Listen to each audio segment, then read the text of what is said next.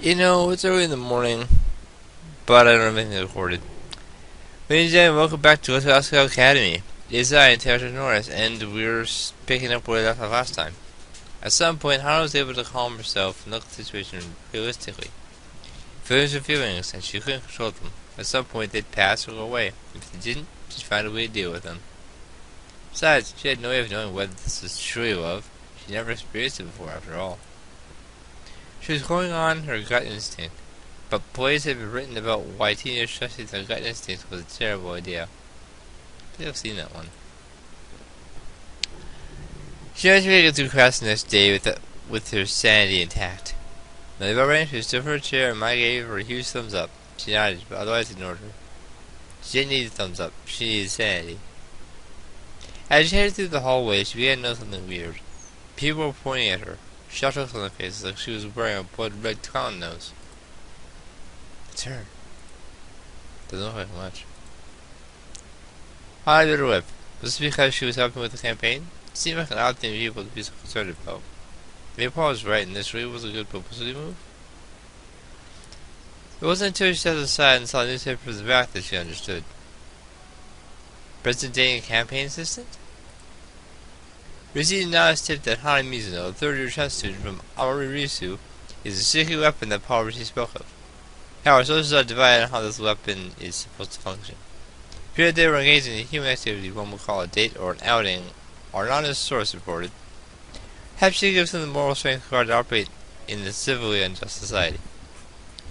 We also know one thing is certain. This couple was caught the public's eye. Here's hoping for a happy ending. Hana flung this chair back on the rack and stalked towards the cafeteria, mind racing. This is not what she wanted to happen. This was the opposite of what she wanted to happen. So why was she smiling so much? She had her hand below the sandwich. She didn't feel like eating anything more complicated. Instead, looking for the section that had the most frenzied activity. As the opponent conjecture at the table grinned at her, she went to meet them, contemplating how she should be with the newspaper article. They sat down and they cleared their throats. I'm Paul. I'm Nick. And I'm Josh. And welcome to our campaign team. Read the table, they drew out small confetti poppers that pulled them. Grace sprang onto Hana's face, small clouds of drifting across the tabletop. We're glad to have you. Yes, truly glad, truly blessed. You have no idea how much it means to us. To me in particular. I'm sure you're a very valuable asset. Your perspective is highly valued. Josh nodded to himself, Nick shall aware. Hana just the confetti off her head squaring at them. So, about the campaign. Right, something I need to tell you. Part of the reason my main precedent is so important is because last year I implemented a 2-year plan. I had the goal for students to be able to petition the Asagao Academy for school funding for various interests, and then I spent all that year challenging decades-old system that prevented, certain groups fully expressing themselves, I'll say. It took forever, but I got it done. This year is you're actually going to do something about the legislation by throwing school festivals and holidays, going about and celebrate all sorts of different things, including the tournament. You're getting value at Hana. There's all the stuff just tournament there, right? Oh, yeah, lots of Jimmy important stuff, but I wanted to throw us all a bone too. We're lucky it falls on a Saturday this year. Last year we had to clear the distraction because Sherry couldn't afford to go a day of class. I listened to this Itomo while it was a rare breed of werewolf that turns in broad daylight, and we had to get Mr. McFausta to help us. Why doesn't Mr. McFausta help with that? Mick shrugged. He's a weird dude, but he's a nice guy. For a laugh, he'll do it. I think he just wants to see the reaction. But he seems kind of into stuff like that. Well, he is Creeps McPasta, just Creepypasta on YouTube, so. Oh, maybe McPasta, what's up? He just stumbled across the cafeteria, and Hana saw Mr. McPasta peering closely at a string of raw beef, and wishes clean on his face. So you're trying to decide on a strategy this year, but we haven't got any idea what to do. See, Josh pushed forward, setting his hand on the table and staring Hana down like a lion. If you ask me, we need to leave you alone. Keep the whole action on the down low. Me and our competition's campaign efforts, but never exceeding them. We want us to fall away from people's minds so that when the battle rolls around, they will have a comfortable face. That's a terrible idea. We need to win their hearts, and hopefully they forget we exist. We could make them like Paul. We could make them think they would be a cool dude to get a drink with or someone they can relate to. They're bound to vote for him because they'll trust how he runs things. I thought we should talk about actual platforms. Tell people what we're planning on doing. Yeah, last year, because of all the inflation, you don't have much to show for it. You can't do that or they won't believe you. But it's basically the same thing. They'll still think you won't be able to do anything. People want to stick with the status quo. If we play our cards right, we can use that to our advantage. I don't manipulate anybody either, and I don't like sitting and waiting for it to happen. I like to be proactive. Yeah, too proactive. Ouch, that hurts. She watched the bicker between themselves, waiting for a lapse in the conversation. Suzuki rolled his eyes, but no one never came. After 7 minutes of watching them tread the same ground, she raised a timid hand. Right, Hana. You're the headed one. This is exactly what we want you for. What should we do? Wait, now I'm in charge of the decision? Paul nodded and pointed at her. It was clear the ball was in her court. Now, normally you can win their hearts and minds. Or you can play defensively tactical platforms. We are going to pick platforms. This is very important to discuss this. Paul's eyes glittered. I knew you'd see it my way. You might be put on the spot like that, handing me decisions all of a sudden. It's not a strong suit. Moreover, having to choose between people was not something she liked to do, even if they themselves weren't taking it to heart. She was finding herself started discussing tactics for the tournament. Well, they're still going to grab for some reason, so if the other person gets into close combat, we'll be able to take it out fast enough, but by then they'll scoot it away. Maybe I should go first instead of you? Honey the sandwich slowly engaged across the chair. Mine, those and rebels were laughing about something. Mine was inching closer and closer to the chair with each passing second. He tapped him on the shoulder and he swerved away to talk to Shane as if he didn't even notice. Well played, Jared. You think, Hannah? Huh? You were listening, were you? Chad said heavily, then rubbed his temples. I can't work with this. I can't work with her. Paul wants you to go with him to the interview. Interview? It's on PB&J, so it's not a big deal. It'll be exactly hanging out with the guys, don't worry. Paul, I really don't think I should. I'm not good with that kind of thing. Of course you are. Don't kind of stuff up before you even try. I'm not. I know how you get in front of crowds. It's truly not for me. Paul rolls his eyes. I'm sure it'll be great if you give it a try.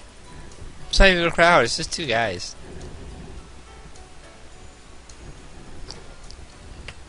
Please listen to me. It's decided, you're coming with me. She passed down her spine. Why would they listen to her? Just before, she was the only one who could decide on things. Now her opinion didn't count? She had her plate. She wasn't hungry anymore. I think I'm gonna head back. Really? I'll go with you then.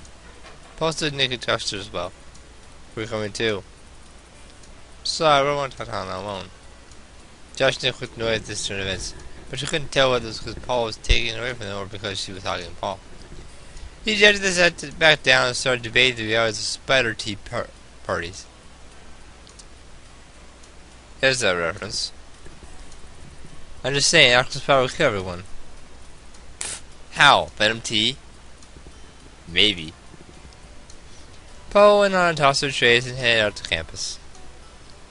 She really wasn't planning on having him follow her, but maybe now was a good time to talk to him about that article. Are you feeling better today?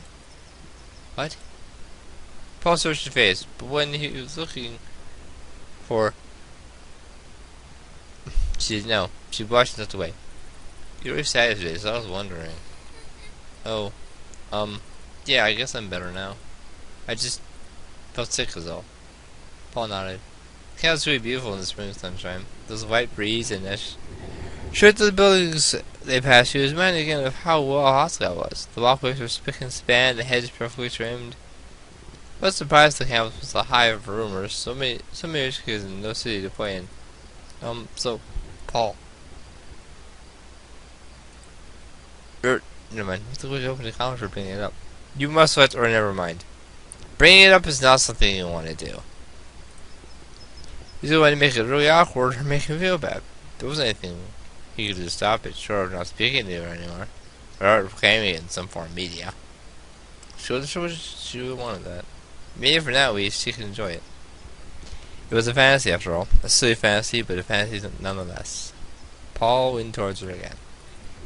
Are you sure you're okay? Yes, I'm fine. Hey, you think I was dying or something the way you worry? Can't help it if it's responsible for you for some reason. Yeah, well, don't. Even though she won't. Even though she wants you to, don't. She shook her head. Poppycock rose in front of them, tall and imposing. Georgian feel to his architecture. Paul held open the door for her. After you. He bowed in front of her with a giggle. She headed inside. Sarah noticed an audible volume drop as the people saw them and stopped talking, as if they were talking about them and didn't want to be overheard. It was long before she realized why. Oh, it's bad. The wall was lined with what could be described as posters for a smear campaign. Politics was crossed out in all of them. Continue? No. Shouted us. I shouted them from every inch of the walls. Paul's funeral campaign poster in order to be seen. Paul stepped up to a row of lockers and tore down an image holding it in front of him. Did Jeff do this? How would he do this? It's not like him.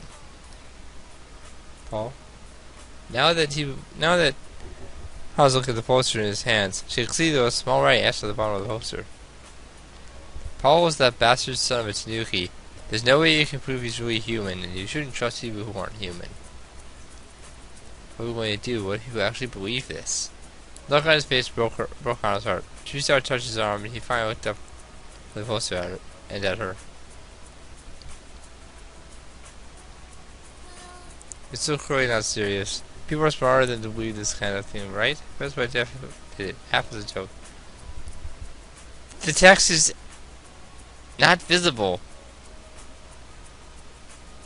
But that would take an extra step, and making text look small in a game like this is not easy.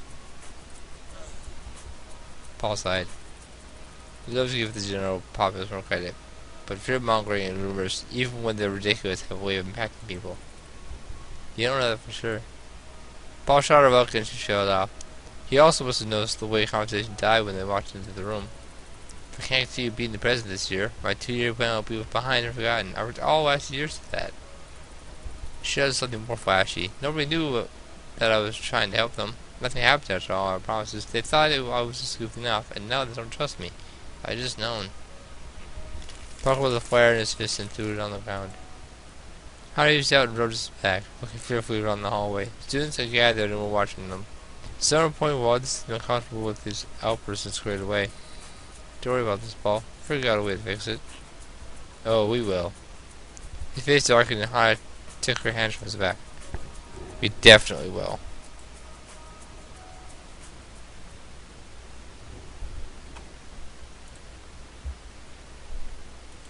Paul stopped out shortly after, claiming he needed to find a safe place to let off some steam. She let him go. She had some steam of her own left. Jeff! Jeff would lean over Jeff's socket and shout straight as a rod. She stared at him, shaking with rage. Why did you do that? Jeff saw, but smiled half-heartedly. What'd I do? Don't like that with me, Jeff. I know you were smarter than that. How could you do something like that to Paul?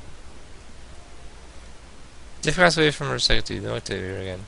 I don't see anything wrong with it. It's not like people are going to believe them. It's a lighthearted and funny way to campaign against him. Lighthearted rumor-mongering? It was a joke! Paul's got charisma. It's got amazing to him. He's got the bonus of having been president last year. Creatively, I've got little to go off of. People don't really know me as funny, so I found a way to throw humor in the mix. I don't see what's wrong. People aren't going to believe them. People aren't that stupid, Hannah. You're not doing them justice. He folded his arms. Mind probably made up. No matter what she said, he was sticking with the posters. If it makes you feel any better, I helped him put them up. She looked incredulously at Ian. Why would that make me feel better? I don't know. It was the shot. Ugh. She threw up her hands and marched back to her desk. That was it. It was on. This meant war. Paul won this campaign was the last thing she ever did. So the bell rang. Hannah packed her bags and ran to the door. Wait. Sorry, you're important to business here. Through the fourth floor, I managed to catch Paul right as he was coming out of class. Paul, we need to hold me maybe to discuss our strategy. We stared at each other in surprise. I see if he's the perfect campaign manager. What are the other two? Paul went in the classroom behind them, but Nick and Josh were thumb wrestling as the last depended on it. Josh crumbled to the ground under the pressure of Nick's thumb, tears leaking from his eyes. I will not give in. You'll lose your thumb if you don't. They got cleanup duty and they're wrestling for it. What's the meeting in there then? We can help them clean up. Good idea for our campaign manager. Sergeant on the back with a chuckle. Yeah, you think you won't be good on the broadcast? I can't believe this. Paul, you're not going to force you to do it, are you? Paul pushed her in the room, bypassing the confused Thatch and Jared on the way. Don't worry. You have more important things to discuss right now anyway. Sure you that between the three of them, the classroom will get cleaned in no time. She should have done better. The three of them fight each other constantly, using each new cleaning tool as a weapon. Mops came lances, brooms came throwing lances, cleaning sprays, and pepper spray equivalent. She could sign on her own, working quickly to make up for the messes they started. Done, her head was sobbing as she wanted to murder someone. Couldn't they see the same in class of the people? Or were they really too wound up in their own world to care? Nor did Paul want her to be the campaign manager. She was probably the only person past him not to up and walk out. Chuckled then as the monkey Paul stood. Okay, our friends and loved ones, as you can see, we have a bit of a situation on our hands. I'm using dirty tactics in order to destroy our main line of defense. My good reputation. There's another room, near it calming light on our tired eyes and make it easier to focus. The cat person moved a while as he spoke. Perhaps had a lot of energy, and nowhere necessary to put it. That must have been how he managed to stay in the club and run a newspaper on top of his presidency. How was that he found so many things that caught his passion? Here, Shihano was coming to Asagao more to escape something than to pursue something, and this he was picking up meaning like petty weeks and fall. This is only one thing we can do. Touch his small eyes burning. We strike back. Nick and Josh roared and jumped to their feet, tried with dancing around Paul. She stared at them. You can't be serious. I had to fight with fire. I'm not going to sit back and take this. Fighting fire with fire just makes a bigger fire. Eventually the fire will consume will consume everything. Sit back and take what? A bit of name calling? She was rapidly trying to make sense of what was happening. Roger went back to her. Sometimes that happens, you know. They seem great until you spend all your time with them. But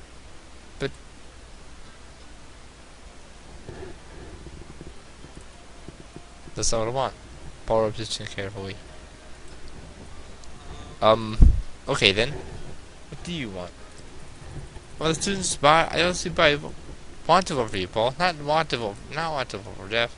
Paul I was shot to the stadium, but Josh scoffed. It's what happens in the end that matters, not how you get there. The journey is 10 times more important than the destination, Josh. How draconian of you. More Draco Malfoy, if you ask me. My point, again. Paul searched her eyes for a bit. Hana, you... She looked at him, trying to tell him all she wanted to say was through her eyes. No matter what, it wasn't right. There was no way she'd be able to hold her ground. Not with all three of them against her like that. If they were. But Paul could understand how she felt about it. Maybe then he wouldn't let it happen. If you do that, then I'm leaving this campaign. You would actually... I wasn't trying to join a group of boys. I was trying to join to make some kind of a difference. That's what I thought mattered to you. Of course, saving faces is legit too. If you're concerned about your pride, then by all means continue with what you're doing. I doubt it'll have the effect you're worrying it to, though. People who want to take from other people never earn others' respect in the end. Are you implying that Paul is like that? She shrugged, heart beating rapidly. She didn't know what she was implying, but she knew what she was thinking. And her thinking was that she didn't want to be around a person like that.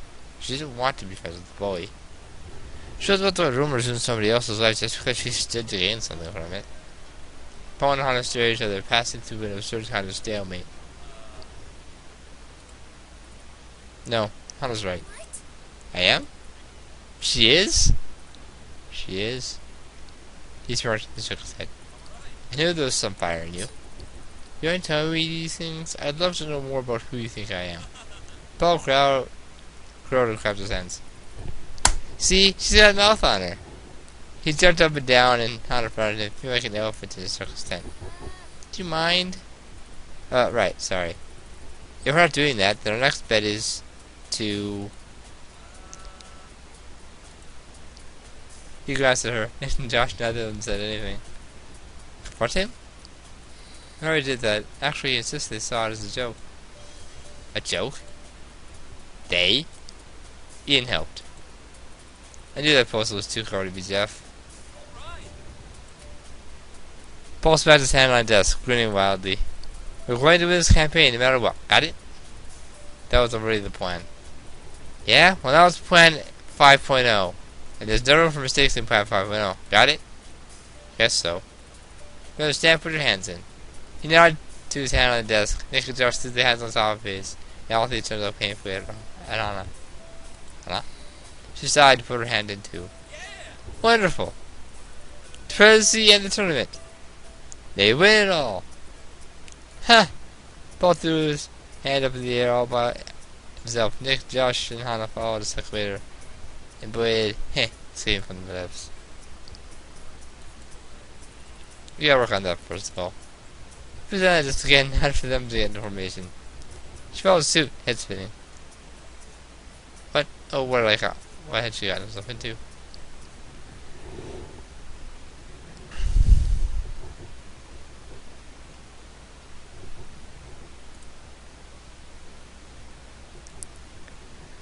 And next time, Chapter 3.